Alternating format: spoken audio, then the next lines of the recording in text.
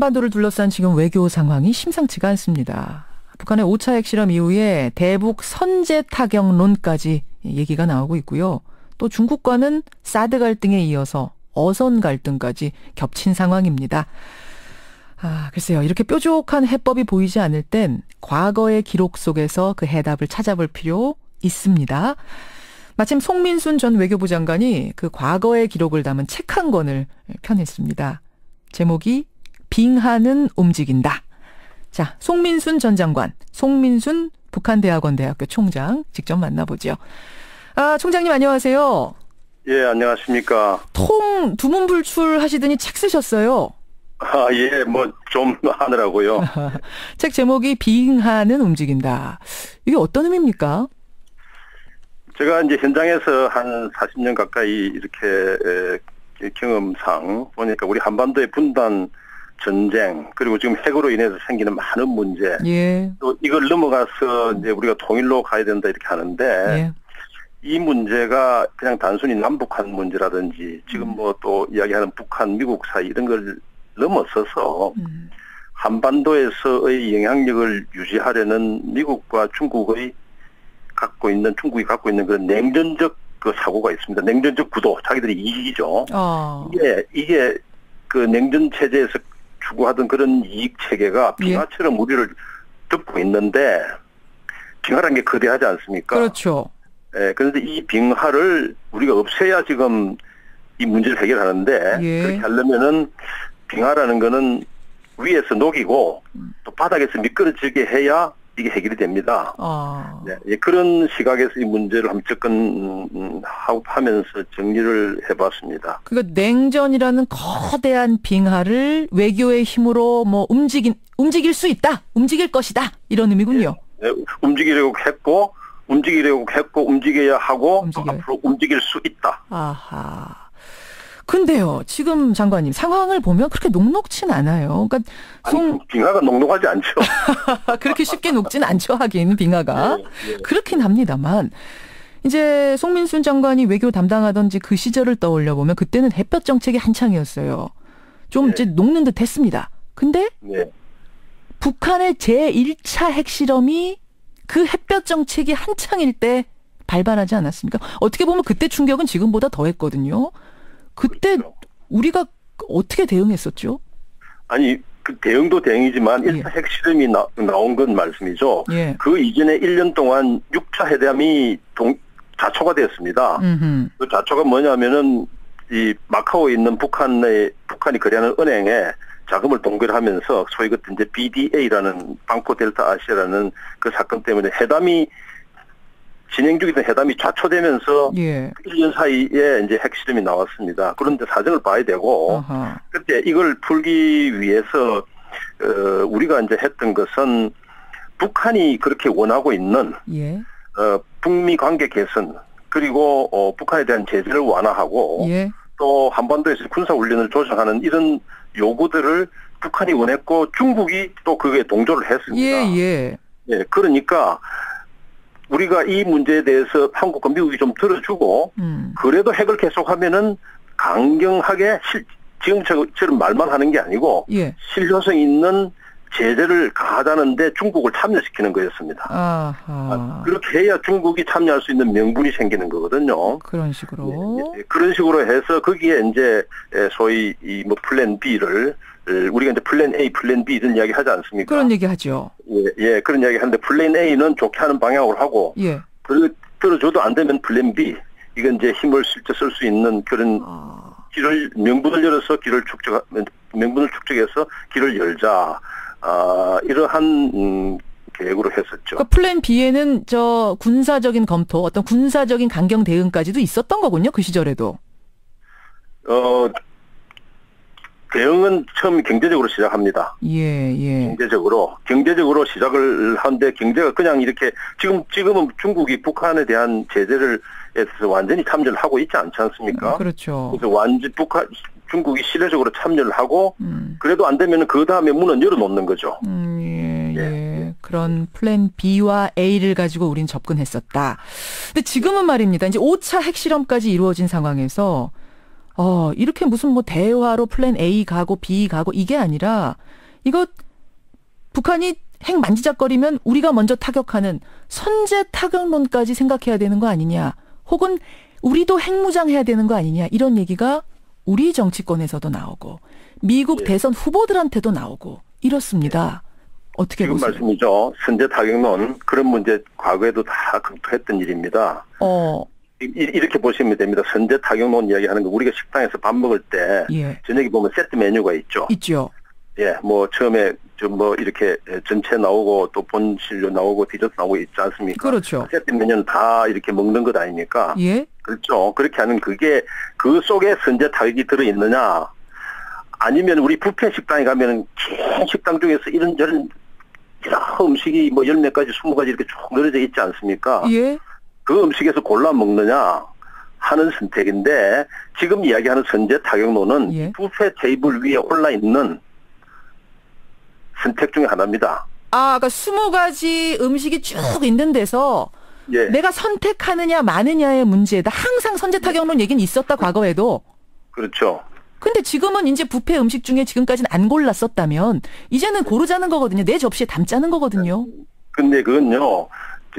한반도에서 지금 우리가 지금 북한에 대한 선제 타격론은 세 가지 시각에서 현실성이 어렵습니다. 어떤 겁니까? 서울이 한국의 모든 것이 집중되어 있는 서울이 휴전선으로부터 60km 이내에 있습니다. 가깝죠. 이쪽에 대응 공격에 우리가 막아낼 방법이 없습니다. 아하.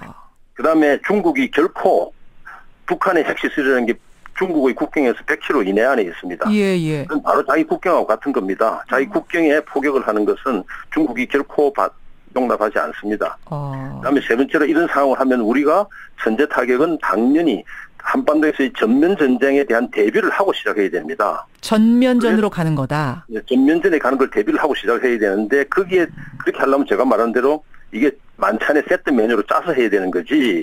그냥 이렇게 말로 이렇게 할 그런 일은 아닌 것 같습니다. 아니 그런데 이 선제 타격론까지 왜 나왔느냐 하면 지금 비현실적이라고 말씀은 하셨습니다만 북한에게 대화도 신청해보고 당근도 줘보고 했는데 점점 북한이 이렇게 강경하게 가고 이제는 이제 핵 실험 정도를 넘어서 핵무기도 상당한 수준까지 개발 단계에 이르렀다는 얘기까지 나오니까 우리도 그러면은 핵무장하자, 선제 타격하자 이렇게 나오는 거 아니겠습니까? 어떻게 보세요? 제가 조금 전에 말씀하신 책에서도 그 이야기를 길게 썼는데요.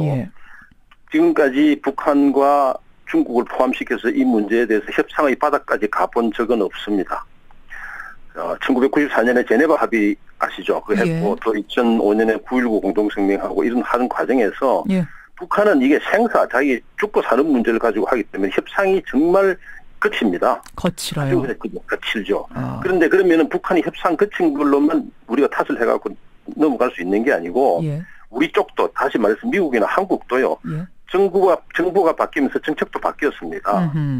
정부가 바뀌고 정책이 바뀌는 과정에서 북한이 갖고 있는 이 거칠은 협상 자체와 같이 결합돼가지고 이게 붕괴되고 있거든요. 이 협상이 바닥까지 가보질 않았습니다. 협상의 바닥은 제가 말씀드린 대로 관계 개선하고 북한하고 제재 완화시키고 군사훈련 조정하면서 했는데도 계속 할 거냐.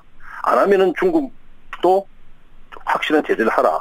이러한 구도하에서 바닥까지 가봐야 되는 겁니다. 그렇지 않았기 때문에 중국도 지금 계속 이 북한 문제에 대해서 핵 문제에 대해서 우리와 미국 그리고 또 유엔 안보리에서 요구하는 그런 결의에 대해서 전적으로 합의를 하지 않는 겁니다. 지금 이번에 5차 핵실험 한 후에 유엔에서 안보리 또 결의 지금 하고 있지 않습니까?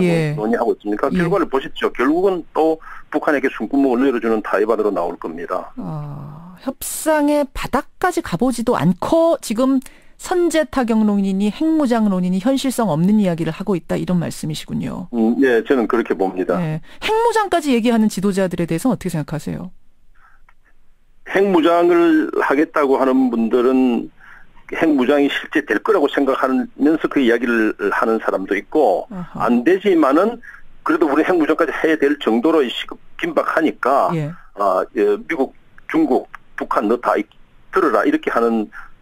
또 유해 사람들이 있지 않겠습니까? 중국에 있다고 보는데 그렇게 하더라도 제가 이야기한 바닥의 협상의 바닥까지 봐본 다음에 그런 선택을 택하는 겁니다. 알겠습니다.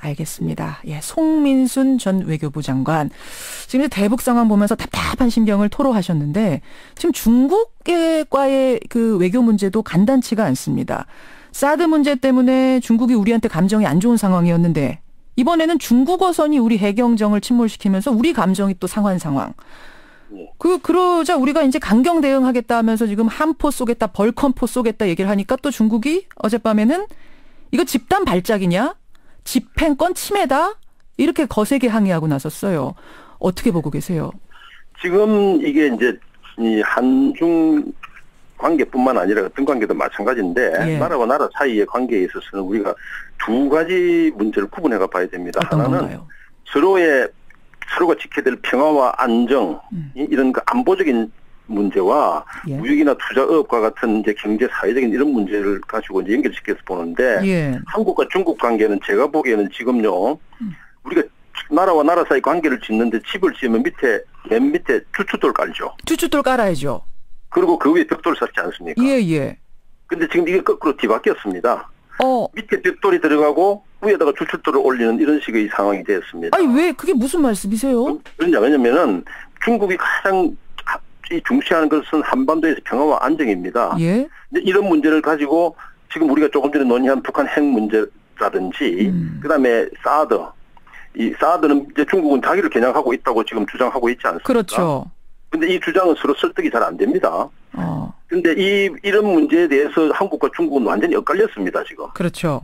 그런 상태 위에서 지금 우리가 어업이다, 무슨 무역이다, 투자다 이런 데 문제에 대해서 소통이 잘 되기가 어렵습니다.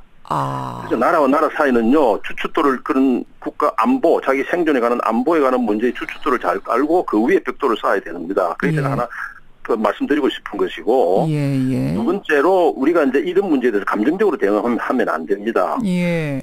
우리 해경이 말씀이죠. 이제 우리 법 집행 아닙니까? 그렇죠. 법 집행의 가장 기초는 사실관계입니다. 잘 아시다시피 바다 위에서는 도로처럼 도로 표시판이 있는 게 아니라 지도에만 해도에만 있을 뿐이지 물 위에 있는 지도가 있는 게 아니지 않습니까? 아니죠.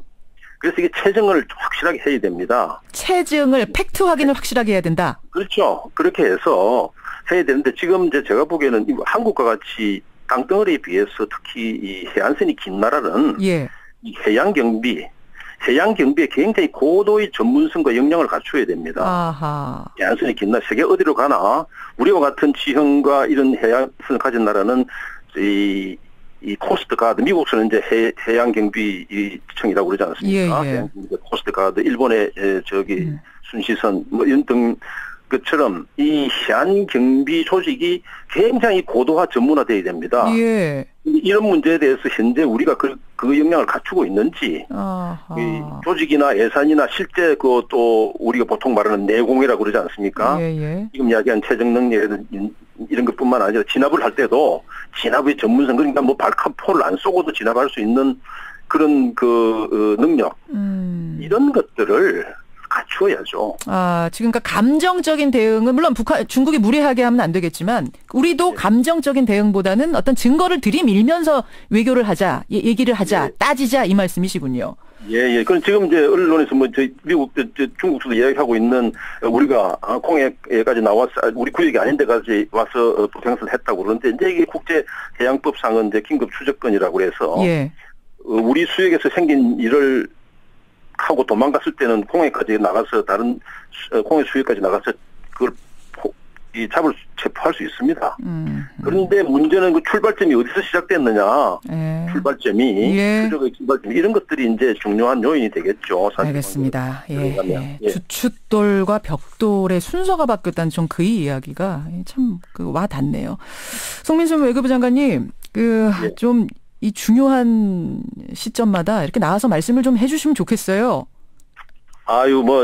죄송합니다. 제가. 이번에 펴내시는 회고록이 우리 외교에 큰 도움이 될 것 같고요. 어려운 고비마다 좀 모시겠습니다. 오늘 고맙습니다. 네, 감사합니다. 송민순 전 외교부 장관, 북한대학원대학교 총장이었습니다.